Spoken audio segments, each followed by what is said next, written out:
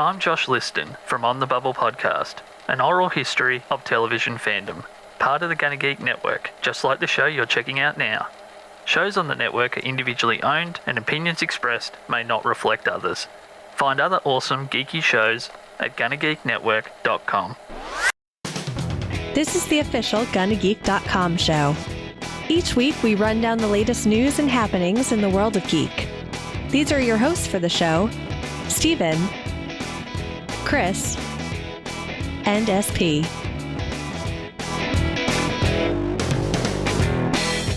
Welcome to an all-new episode of the official Gonna Geek Show. I am Steven, and with me, of course, is the fantastic Chris Farrell. I'll take fantastic. That works for me. We've also got with us. He's returned. I don't know why, because let's be honest, things are probably better when he's not having to spend his time with us because we're bad company. SP is here. Hey guys, it's great to be back, and I just came back actually to pack up my house and to move out of here because, you know, I put a bid on a new house and, you know, right there in Music City in Nashville, Tennessee, and, you know, I plan to move there and just, you know, start my career as a country western line dancer. I think that this is a smart move for you, and personally, I would recommend that for all podcasts going forward, what you do is you actually do them as a standing podcast, but your camera's going to be so far out that we're going to see your whole body and you can basically dance every single podcast. That's what I think you should do. It's multicam setup. You have one that's like chest level, and then you have another camera that's just watching like waist level so you can see all the dance steps. Yeah. So then I'm going to have a thumbnail on my Stream Deck for that scene that's just of SP from the waist down. It sounds like a great idea. Well, you could do it from the thigh down if you're concerned about improprieties of some kind. I'm not concerned. Excited is more like it. One thing that I have to say is I have to give a shout out to Amos. He had the Undaunted podcast on the GonnaGeek.com network. I did actually meet him in person. I spent a grand total of probably 5 minutes with him, and it was fun to see him. So, Amos, if you're listening to this, it was awesome seeing you. And I think you and Chris both will compete for the tallest person on the GonnaGeek.com network at, I don't know, 8'7", 8'8", something like that. I think Willie Nelson actually has an inch on me, though. Oh, really? Oh, yeah. He's big. And so's Willie's Cody. a tall dude. Yeah, so's Cody. So we have a network of tall podcasters. Well, Cody cheats, though, because his hair just goes straight up. And I don't have that advantage because all my hair migrated to my face. And Cody also uses lifts in his shoes like Tom Cruise. Cody fact. Hashtag Cody fact. Make sure you guys tweet that. All I know is that when I said that I wanted to have a Gonna Geek Network member measuring contest, this is not what I was referring to.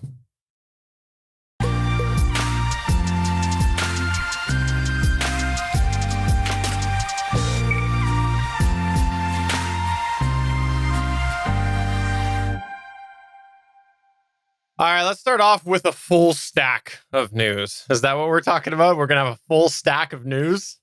Yeah, we are. We're going to start off with the full stack. While I was in Nashville, I kept on seeing these notifications come through, and I'm busy doing other things. And I've got my phone with me, and I'm like, oh my gosh, it's happening. It's happening. It's happening right now. What happened? Starship was actually assembled for the very first time in its full length. It's the tallest rocket in the world. We'll get into it in a second. So the largest rocket in the world was stacked for the first time on Friday, August 6, 2021 at Space Base USA near Boca Chica, Texas. It was on the orbital launch pad, by the way. The procedure was considered a test and was slated to take place on Thursday, the day before, but was scrubbed due to high winds. The Starship SN-20 model and the Super Heavy Booster BN-4 both stood a total of 120 meters tall, or for you in America, it's 395 feet tall. In comparison, NASA Saturn V rocket was 110 meters or 363 feet tall. The Russian N-1 unsuccessful rocket, it never actually launched, was 105 meters or 344 feet tall. The NASA Artemis SLS system, it's currently stacked in the vehicle assembly building there at Kennedy Space System, is currently 98 meters tall or 322 feet tall. And the Block 1B SLS, which is the longer extended version, will be 111 meters tall or 364 feet tall, all less than the Starship full stack of 395 feet or 120 meters tall. Shortly after the stacking test procedure, the vehicle was dismounted. SN20 was taken off of the BN4 and rolled back to the main production area. Both SN20 and BN4 will undergo pressurization, integration systems, and rocket firing tests and checks before its test flight later this year. But for a brief moment, the entire world stood in awe of a true technological modern marvel and now can hardly wait for the launch ready to come later this year. So this was obviously a big procedure, right? Because it was putting a big thing on another big thing, right? So it must have been up there for what? Like all that effort must have been up there for what? Like 2-3 hours? I don't know the exact time because, of course, I was running around in Nashville while this was all happening, but I think it was less than an hour. I'm pretty sure it was less than an hour. Yeah, that was the joke. I think it was like, I don't know, 20 minutes or something. It seemed really short as I went through the YouTube feed and had a look at it. So it looked really, really like a short time. It was standing on its own, though. They disconnected the crane, so it was standing on its own for about 20 minutes before they reattached the crane to dismount SN20 from the stack. Also, you said that it was scrubbed before. Is that right? Yeah, it was scrubbed on Thursday. It was supposed to take place on Thursday afternoon, Thursday evening. It did not due to high winds.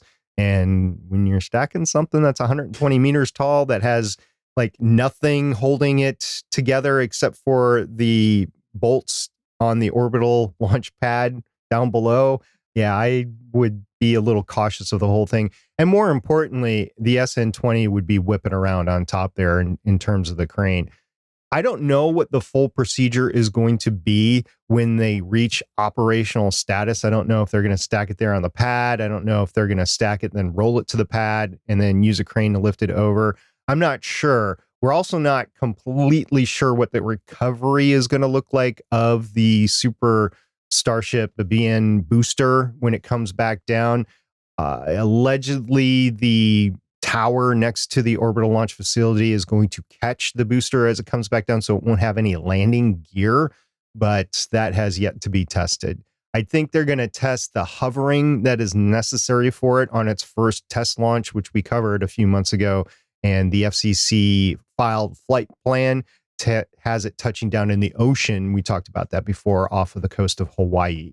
So I think they're going to test the ability to hover precisely from that and then see if they can't try to land it next to the tower. I don't know what high winds are going to do with that, or it's all a big crapshoot at this point in time because nobody's ever done it, definitely not at this scale.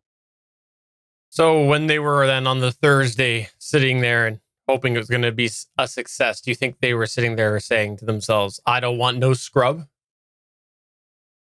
Sure, I guess. No idea. Chris got the reference.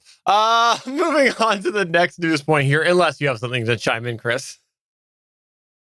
I had a point, then I lost it with the terrible No Scrubs song idea. I completely spaced out after that. No pun intended.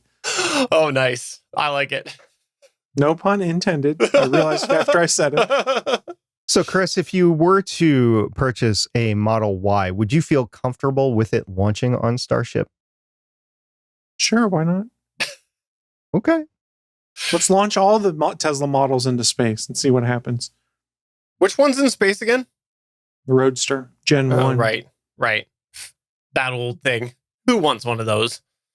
You can't even supercharge it. Oh. All right, well, moving on to the next news point here. It looks like we've got a little bit more ransomware. Hey, if you go way back in the Gonna Geek archives, let's just say, well, hey, we had it here first, because a long time ago, we had the wonderful big-haired Cody Goff on here to tell his story about how he got ransomwared is what happened. And since then, it seems like popularity for ransomware has taken off, because there's yet another company that has become a victim of a cyber attack due to ransomware, which is Gigabyte. If you're not familiar with Gigabyte, they make all sorts of computer products, largely motherboards and some video cards as well, but they are a large company. They do a bunch of other stuff as well, including, of course, laptops and monitors and things like that.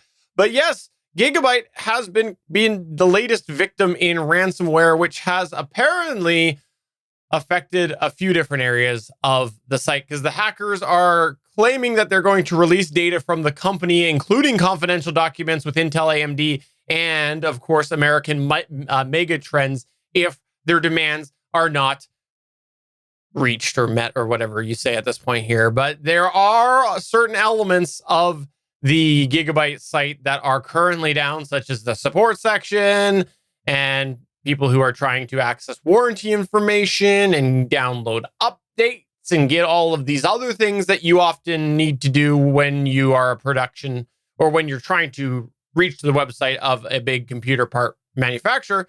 They are down right now due to this latest issue. So I don't know how long this is going to be this way, but I wanted to bring it up because it just seems like this whole ransomware thing, all kidding aside, just keeps coming. It's a bunch of different sites, and Gigabyte is a pretty big manufacturer when it comes to these sort of products.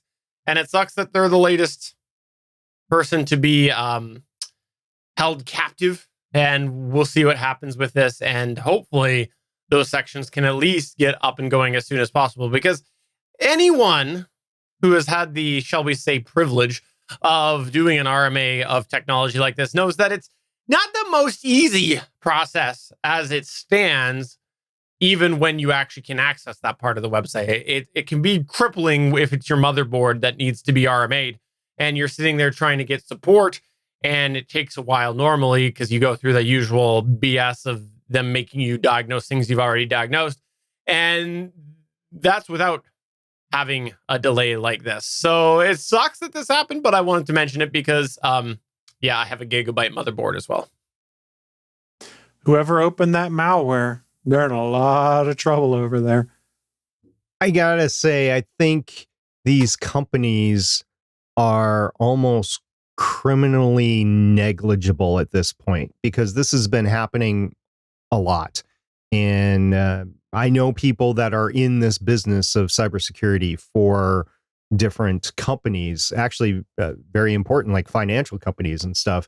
And they take a look at some of these data breaches or some of these ransomware attacks, and they have to shake their head going, I can't believe that they're still going to, like the head of IT, the CIO, the CTO, I can't believe they're going to keep their jobs after this is over, because at this point, you're vulnerable. You know that you're going to be targeted. So you need to get your ducks in order. You need to have an A team. You can't do it with a B team. And I know there's going to be vulnerabilities that pop up every once in a while, but this is happening far, far too frequently. These companies need to get their cybersecurity in line. Yeah. Shows that there's a problem of some kind, be it a training problem, an IT issue where they're not properly securing their networks. Something needs to get fixed. And I'm sure the monetary hit they're going to take is going to encourage them at this point to be like, okay, we need to make sure it doesn't happen again. But you really shouldn't get to that point and then have to make that decision. Yeah, I can only imagine, because like as it stands, the corporate workforce, there's a lot of IT security training out there and whatnot, but it's almost based off of dated practices as well, because a lot of this stuff was developed a couple of years ago, and we know how much has changed over the last year, just in working conditions alone, but also just things being ramped up. And so I think that there does need to be sort of this refocus on company security, and also not only company security, but limiting sort of what is accessible by different people. Because the reality is, with so much computer-based stuff and so many people not being the most techie in the world, because you can guarantee there's a bunch of people working at Gigabyte that are working for a huge tech manufacturer, but probably aren't really techies. They're maybe more in customer service and things like that. There's going to be people who are potentially exposed to this stuff. So how do you minimize what they have access to help eliminate a leak if they do end up being phished or whatever it is, because these vulnerabilities, when it's something like ransomware, they almost always come down to user error. It's not what you visualize. The person in the dark room in an indescript country with low lights and sunglasses on hacking. No, it's not. They're taking advantage of somebody at the company who is making a poor decision. That's what's happening. And so I think you're right, SP. I think there's processes that need to be changed because they really are kind of negligent. So we'll see. We'll see what happens here. But hey, if you're like me and you got a Gigabyte motherboard, do what I'm doing. Just hope everything's all good. Oh, wait, I actually paid for the local replacement at the local company. So if anything goes wrong with it, I don't have to deal with Gigabyte. So you're tempting fate right now. I'm just waiting for the feed to cut out because Steven's motherboard melts down.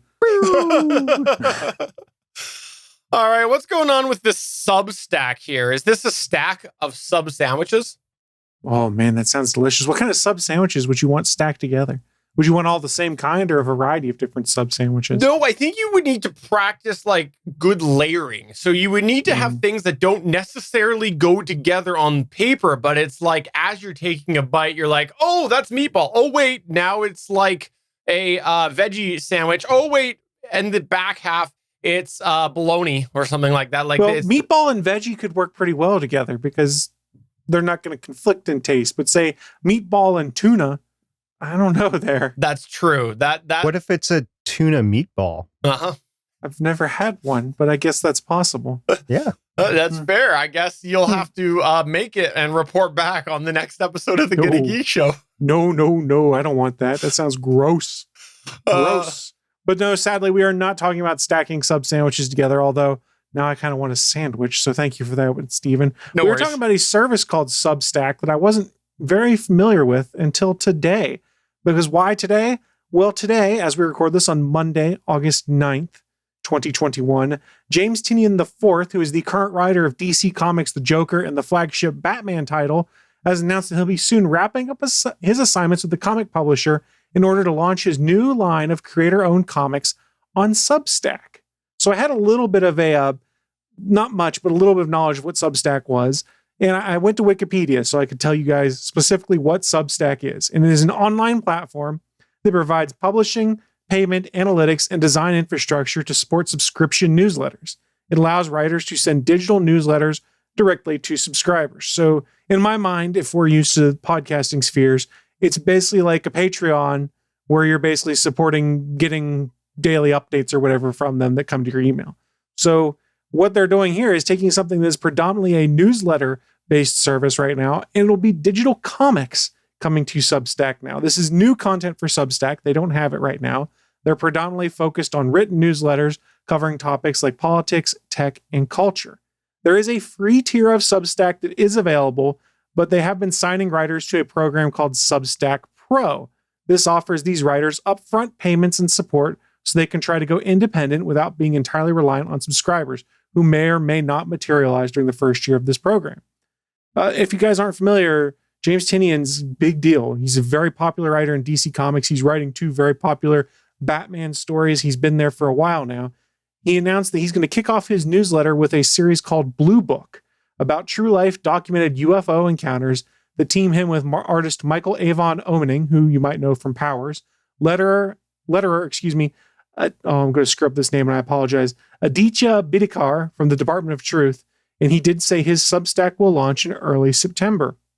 If you're a fan of his work or curious to see how comics on Substack are going to work, you can sign up for $7 a month or a discounted rate of $75 a year for his Substack called The Empire of the Tiny Onion. This plan allows subscribers to read Blue Box directly in their inboxes or on Substack website. It also grants them access to the full library of comics that he has planned for the platform. And he is not the only one. It was also announced today other writers such as Scott Snyder, who you may know from Batman, American Vampire, a variety of other works, is also going to be doing publishing direct on Substack. So this is a very interesting method for people or comic book writers and artists to basically do an independent book outside of the major publishers and also not have to physically publish the book at this time. It's basically, hey, you subscribe to my newsletter for X dollars a month, you get a comic in your inbox. I wouldn't be surprised if they eventually have some kind of plan for selling these digitally on Comixology or something like that. And perhaps if sales or the Substack becomes popular enough, doing published trade paperbacks or something like that in the future. But this is a very interesting move for independent comics, seeing these guys kind of break free from the traditional publishers and also, more importantly, break free from having to be part of Diamond publishing and things like that, where if I have a book, I need to make sure my solicits are in 3 months early so they can solicit it and get people to go and see it so they can choose to order it and get it from the local comic shop. Now it's a matter of, oh, I like his work. Let me go to his Substack and hit the subscribe button. I get everything new, and then his entire back catalog he's published there, I also get from a monthly fee. It's very interesting, and I'm curious to see where it goes. And I might pick up a couple months of this just to see what the experience is like.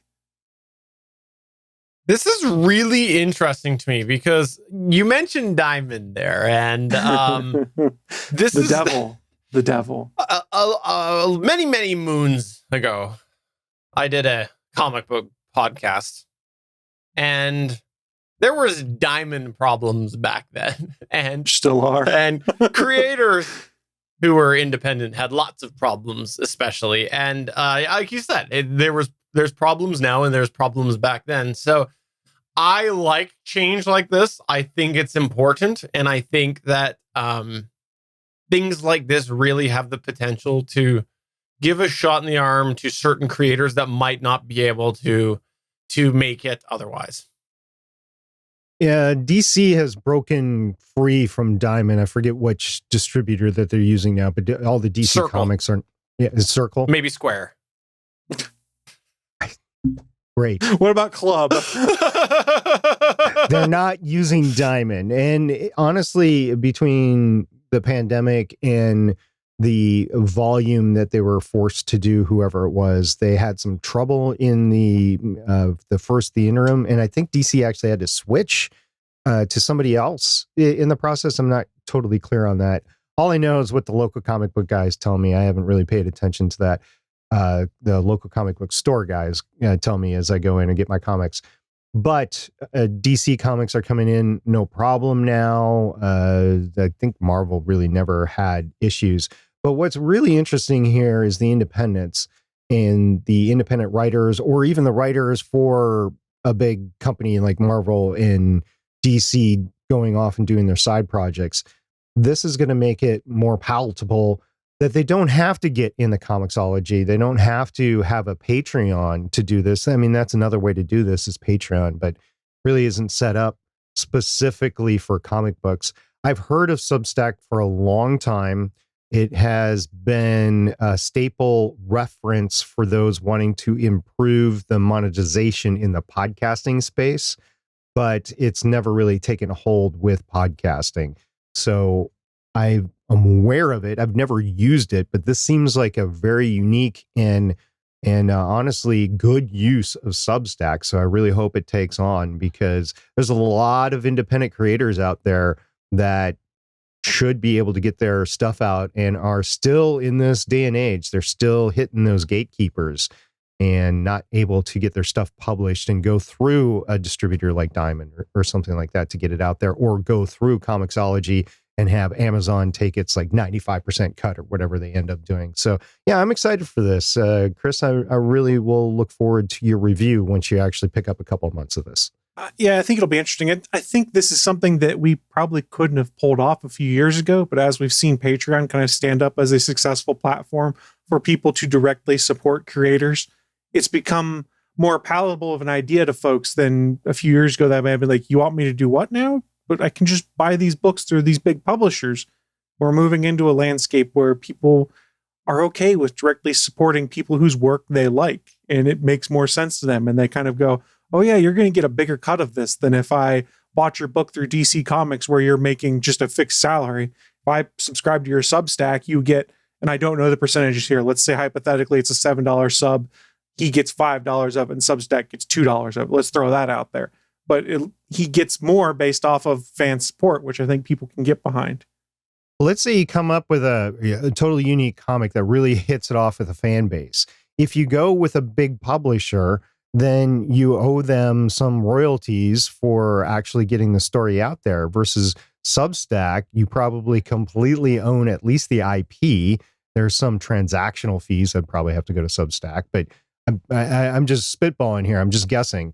But that depends on the publisher, actually. Some publishers basically have it set up so that if it's creator-owned stuff, you'll retain the rights to it. I mean, that was one of the big reasons why Image Comics got formed. Right. Is those guys all wanted to be able to own the rights to these characters they were coming up with. So like Todd McFarlane owns all of Spawn outright. And Eric Larson, who's been doing Savage Dragon for, 20 years at this point in time, he's been doing it regularly, owns 100% of the rights to Savage Dragon. They just have a deal that splits how all the money goes out of it, things like that. So yeah, the independent creators wanting to own their work, this is a common thread. And I imagine this Substack connection is just a further extension of what we've seen previously. And I wager the way these deals are worked out, they've probably, and I don't know, I haven't been able to research this, they've probably worked it out so that, hey, you're just a distribution channel for the property that I own. Well, like I said, I look forward to your more extensive review once you've had a chance to use it. Should be fun. The only thing that I'll say here is that clearly Substack, the name, has confused us, right? We started the whole segment pointing out the obvious confusion that is it's the name Substack. Maybe they should dumb. They should change it. They should call it Subdeck. Because deck's the things, no? No? I think they should call it Fireside. Oh, yes, that's Fireside. Never mind. I was going to make a $5 foot long joke, but I think they should call it Comixology. What's Amazon going to do? Exactly. All right. Well, moving on to the next news point here. We have some information about Boeing, or is it more like woeing? Actually, this is a continuation of your news story that you read off last week, Stephen. I read off a story. You did. I don't was read. about. It was, well, obviously. Yeah, Stephen's fairly literate. We've discussed this before. It was about the International Space Station and the new Russian module, right? That came up there, and there was all sorts of havoc due to that. Well, something was impacted from that, and that was Boeing CST-100 Starliner woes, and it was supposed to launch its OFT-2 mission. Well, that didn't happen. So what exactly is going on? Well, the first line says it all. Boeing's troubles with its manned space capsule continue. Its OFT-2 test flight was supposed to take off on Friday, July 30th, 2021. However, problem with the new Russian module for the International Space Station and subsequently declared spacecraft emergency put the launch on hold. By the way, Stephen did an excellent job of the discussion of this in my absence last week. Now, the launch for the OFT-2 was rescheduled for Tuesday, August 3rd. In the hours before launch, Boeing discovered a, quote, unexpected valve position indications, unquote, in Starliner's propulsion system. So after attempts to resolve the issue on the launch pad, the decision came down to roll the Atlas V rocket and Starliner capsule back to the vehicle integration facility next to Pad Complex 41 at Cape Canaveral. At the time of this recording, the nature of the valve issue remains unknown. It is known that 13 valves were rendered inoperable in total, but since the issue was first detected, 7 have been brought back online. NASA, Boeing, and United Launch Alliance are still hopeful for an August 2021 launch of the Starliner OFT-2 mission to the International Space Station. The OFT-2 mission is a necessary test on the way to accredit Starliner for the human space travel to low Earth orbit. And don't worry, guys, the International Space Station is getting set to receive a Cygnus resupply mission here shortly if it hasn't already launched today. So they're going to get their delivery of their soup. Soupy. So, to be clear, this is another example of where Boeing is just way behind SpaceX and just seems to have things not going well for them. Well, SpaceX didn't exactly have success after success after success. I mean, they blew up a few starships along the way, right? Yeah. But this is something that they launched in December of 2019. It failed in low Earth orbit to fire its rocket to go up to the International Space Station in a transfer orbit. So they decided to go at it again and I'm glad that this issue with the International Space Station occurred, because who knows what would have happened to Starliner if they decided to launch and then the valve issue appeared. So it's probably a good thing that they're fixing the issue. I hope they find the root cause of the issue. It seems like it's software to me, but I hope they find the root cause of the issue and that they're able to fix it so that not only OFT2, but the first crewed mission also is successful, because I would hate for that not to be successful. Did they try turning it off and back on? Well, that is a very complex task of disconnecting the rocket from the launch tower, rolling it back to the vehicle integration facility, and plugging it back in. Well, as a level 1 tech, I'll ask you, can you please turn it off and back on before we continue? I think that's what they're trying. All I know is those software engineers are sweating right now. Be like, uh-oh, did we do this? Oh, crap. And everyone's digging through that code and be like, what did we screw up? What did we screw up? Oh, crap. Yeah, and oddly, it's very similar to the Russian issue, because that was somewhat software enabled too, right? With the module, all that problems. Also, I discussed this in chat in the Discord server, which you can find at gonnageek.com/Discord. But the OFT2 flight, the Boeing CST-100 Starliner, is launching atop an Atlas V rocket.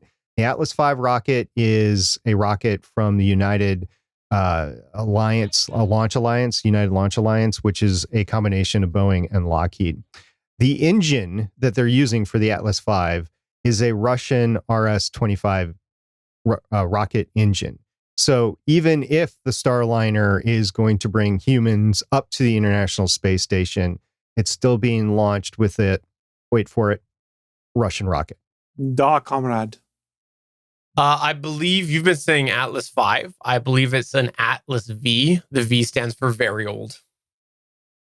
Actually, it's a new rocket. Its first launch was like 2003, so it's not an old one. It's new. I stand by my point. 2003 is basically yesteryear in space travel. There was a silent part in parentheses where it's Atlas V in Steven's mind. Is in parentheses there. Because he won't call it the Atlas V. It's just the Atlas V to Steven. If Steven's standing by his point, I mean, he looks like he's sitting down right now, unless he's elevated his entire set. Yeah, that's what I've done. The whole thing is my whole set with backdrop and all is it's all on risers right now. And even the chair that's behind me is just like hovering. I just assumed it was CGI. When are you going to dismount the stack? Do you want me to never mind. Do you want me to disconnect the cord of my rocket in the Discord? I think you need to turn it off and turn it on again. I don't even know what we're doing. Moving on to the next news point. What's going on with the world of Rare Mario? So this is kind of a follow-up to a previous story I had. And I apologize, I didn't go back to the show notes and pull it.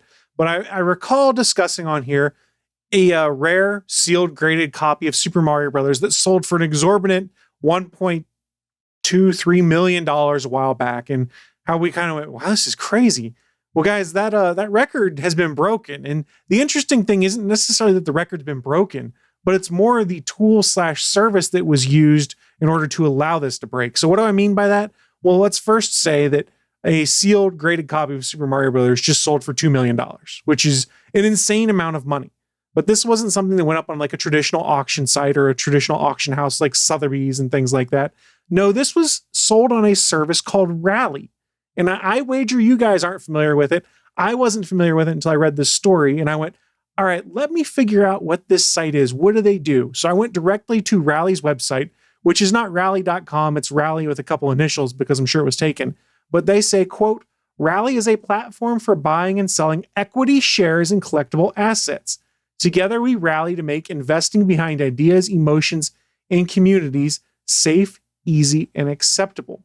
So what makes this sale unique, other than the price, of course, is how it was sold.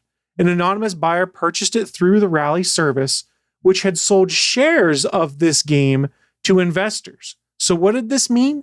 It meant that Steven or I or SP could have bought a share of this sealed, graded copy of Super Mario Brothers in a box, and it had been put up on Rally for it then to be sold. And when the price was put forward, My understanding is they had to do a vote of some kind between all shareholders, everyone who had bought into having a piece of this game, to then decide whether they wanted to sell the game. It's intriguing. This is like the stock market for collectibles is what we're looking at here.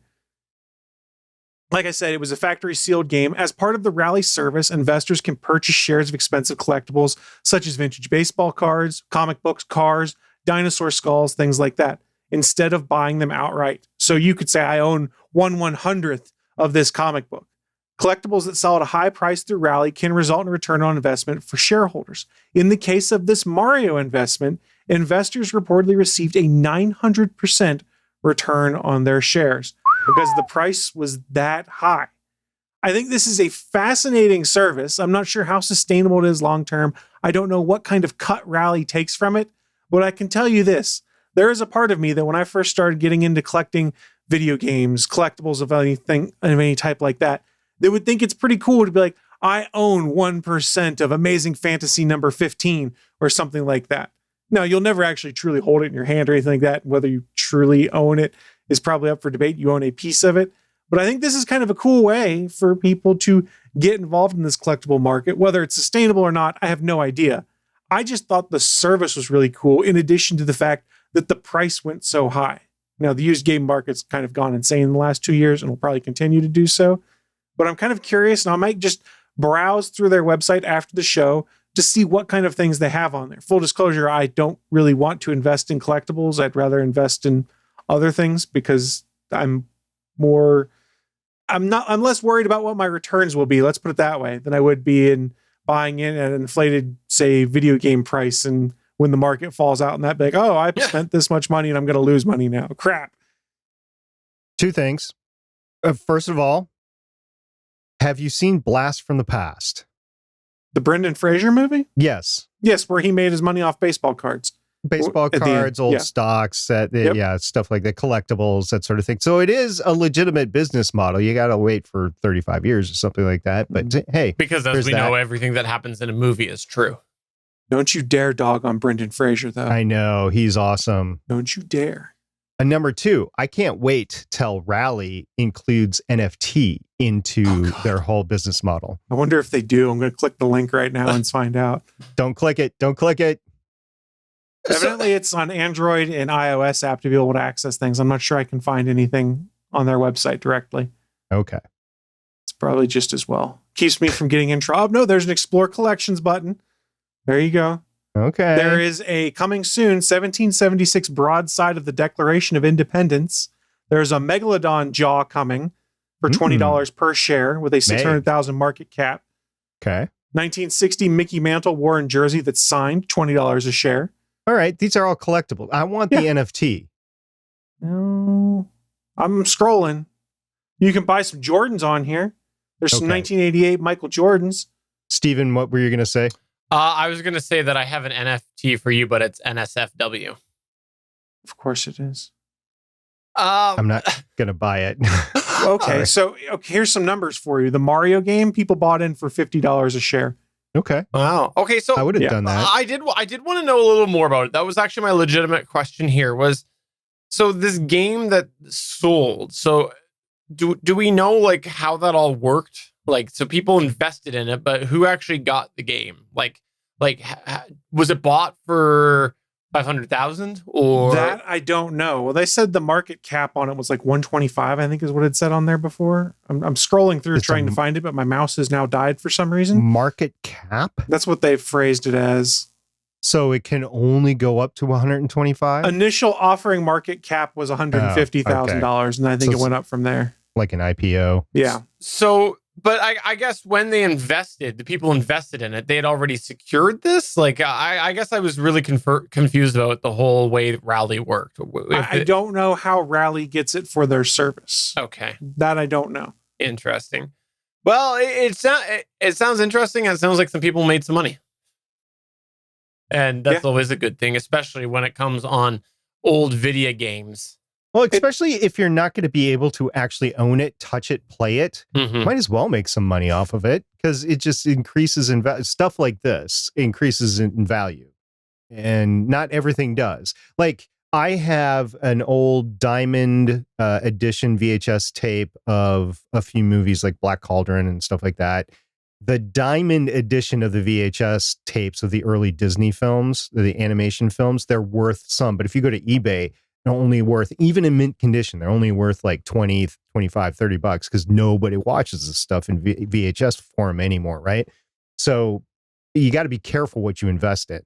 Yeah. Well, I'm interested to see what the next big thing on this is, because this seems like one of those things where they had a huge success, and so that might draw some more eyes to it, and then we might see the ante be upped. But that's going to go ahead and take us towards the end of the show. But before we go, I want to just mention something here. It's something really weird that I feel like Chris can give me some insight into here. So I mentioned before, my kids like to play video games. They do like to play some video games. And one of those video games, are you annoyed with it yet, is Fortnite. They do enjoy playing Fortnite. And they got really excited because, quote, Ariana Grande is going to be there tomorrow. Now, keep in mind, my kids don't really know who Ariana Grande is, but they heard songs by Ariana Grande before. But they knew of this because of, the whole YouTube game thing that kids love to watch, which is gameplays and people who are keeping in touch with the latest happenings and things like Fortnite and whatnot. And I guess what happened was there's some form of event that they put together for Fortnite that was like a cross of like basically a promo for Ariana Grande is what it basically came down to. And I found that an interesting collaboration because obviously it's a marketing venue for a singer. And I don't know, I think someone called it like a virtual concert, even though it wasn't, or something like that. But it was just an interesting mashup to me of those two things. And I was very confused about why they would, like, a singer would choose to promote through something like Fortnite. There's a lot of people that play that game, and they are very aware of who the demographics are of who plays that game. So I would wager those demographics lined up pretty nicely with the target audience that Ariana Grande had. And that being said, this isn't new for Fortnite. Fortnite's been doing doing events like this where they bring in a celebrity or some kind of exclusive thing. Because, like, remember when Rise of Skywalker came out, the last Star Wars movie, there was a Fortnite exclusive where a fundamental part of the movie that we should have gotten was done in Fortnite. The transmission from Palpatine reassembling the Empire and things like that they just reference in passing in the movie was actually done in Fortnite as an exclusive. Yeah. So Fortnite has been kind of on the forefront of being able to say, hey, we know who all's playing our game. We have a real good idea of the metrics. It skews pretty young, which is what everyone wants. And saying, why don't you do crazy cool events with us? Well, that makes a little more sense, but it still confused me how excited my kids were about this. We aren't the target demographic. Nope, I certainly am not. As far as the Star Wars stuff that hasn't appeared in the movies, Dave Filoni's been doing a fantastic job through the Clone Wars and Bad Batch and stuff like that of actually projecting scenes that were not shown in the movies. So there was just one this past week. I won't spoil it in the Bad Batch, but there was a major event that occurred in the Bad Batch this past week. Oh, cool. I should check that out. Do I need to have watched the other cartoons? You can kind of sort of get away with watching the Bad Batch from the start, but it does have its beginnings within the Clone Wars. So right. I don't know. We'll see. All right. Well, is there anything that you guys would like to plug or promote? Let's start with you, SP. Any conferences or anything like that? Yeah. So if you want to know my take about a major podcast industry conference, I will be starting my discussion on that tomorrow night on the Better Podcasting live chat, which you can get right here at geeks.live at 8 p.m. Eastern, 5 p.m. Pacific. Geeks.live. Glowing reviews, I'm sure. Something's glowing. Chris, is there anything that you would like to plug or promote? So I'm actually going to shamelessly self-promote at this point in time because we had a friend of the show that came back and joined us in the All Things Good and Nerdy podcast this last weekend, David Pepose, who's been on there before to talk about a bunch of his different independent comic ventures he's done through Kickstarter. We talking about Spencer and Locke. We talking about Scout's Honor. And we talked to him about issue 1 of the OZ last year. For those that aren't familiar, it is a comic that is basically a continuation of The Wizard of Oz, where Dorothy Gale's granddaughter goes to Oz when all is said and done, her being an Iraq War veteran, things like that. And you see what all has happened to the world of Oz, which is now called the Occupied Zone. So it's not going as well as you would think. Well, issue 1 was successfully kickstarted and backed in like 48 hours. Issue 2, he came to talk to us about the Kickstarter, the project, the incentives that are coming, and it will be officially going live on the 18th of August. So by the time the published version of this podcast is out, ATGN will also be out. I encourage you to go check out the most recent episode of the All Things Good and Nerdy podcast, where David joins us for about 45, 50 minutes to talk about the OZ issue 2 and also his experience with Kickstarter and doing a Kickstarter in the middle of the pandemic. Because remember, when he did issue 1 about a year ago, that was right as lockdowns and things were starting. So I'm sure that changed his plans for promotion. It's a really interesting interview. David's a really great guest to come and join us. He's like the dream guest, because when you're interviewing someone, you can ask him a question and you can tell he's a comic writer, because he can just go for like 5-10 minutes on a question and start a couple of tangents off of it that all make sense for what our follow-up should ask. And you're like, wow, I don't have to do a lot of work in this interview, because he's good at answering everything I'm thinking. That's awesome. Well, that's good that he came back, because I remember when you mentioned last time that you'd had him on, and that's awesome that it was such a success.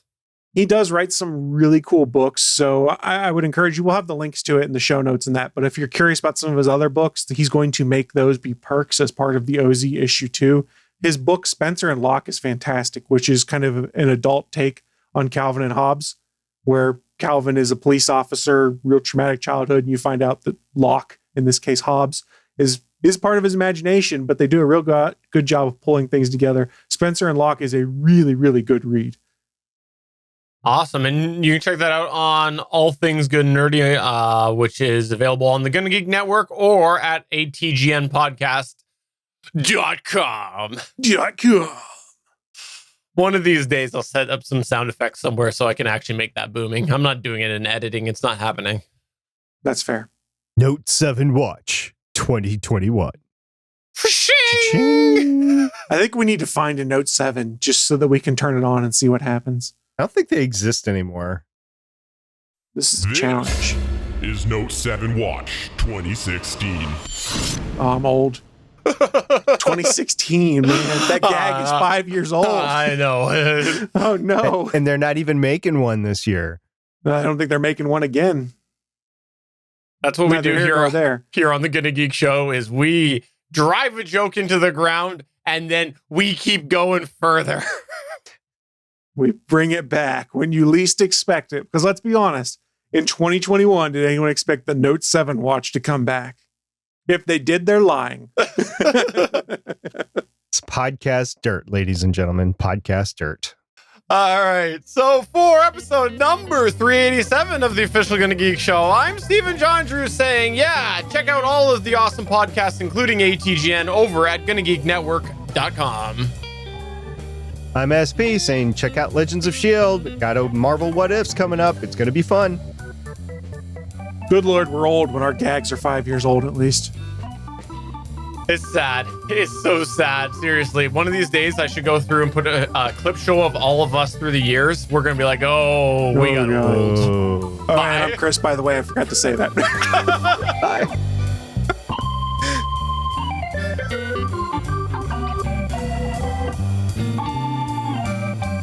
Thanks for checking out another episode of the official GonnaGeek.com show. If you like the show, please give us a 5-star review in Apple Podcasts or a thumbs up on YouTube. You can always join us for our live recording sessions, which stream Mondays at 8:45 p.m. Eastern at www.geeks.live. And remember, you can find our full back catalog at GonnaGeek.com/show. If you're itching for more geeky content, check out other shows on GonnaGeekNetwork.com. Voice work was by Emily Prokop of the Story Behind podcast. That's it for this episode. We hope to see you back again next week.